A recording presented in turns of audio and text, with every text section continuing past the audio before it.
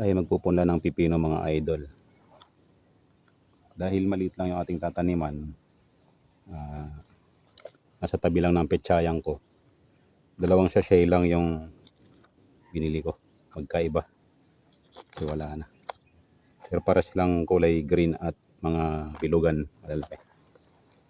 So tayo magtatanim ng pipino.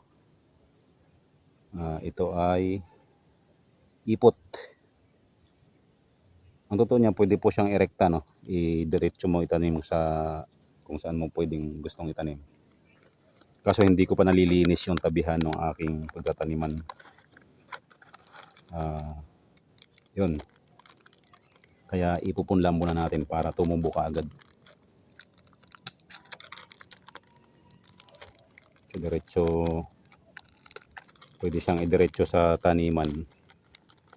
Kaya lamang, wala pa yung aking pagtataniman.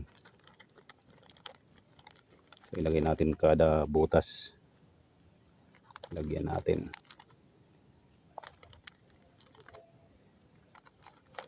Marami yung laman ng isang pack. Hindi ko alam kung ilang. So, ang pipino ay madaling mabuhay, madaling maharbesan, madaling mamatay. Kasi yung experience ko dun sa pipino namin dati, parang apat na harvest lang kami. Pero madaming magbunga, mga idol. Pag nagbigay siya, pag umpisa magbunga, mabibigla ka talagang marami. Kailangan lang talaga ng alaga. So ito, didiligan natin to, halagaan natin ng dilig. Kasi nasa tabi ng pechay, isasama natin siya sa pagdidilig. Malalaman natin after 3 to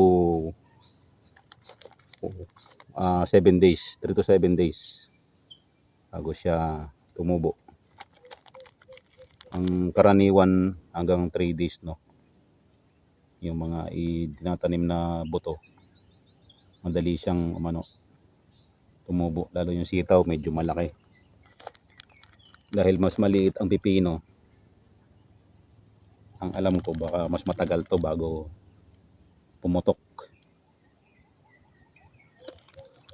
Kaya malalaman.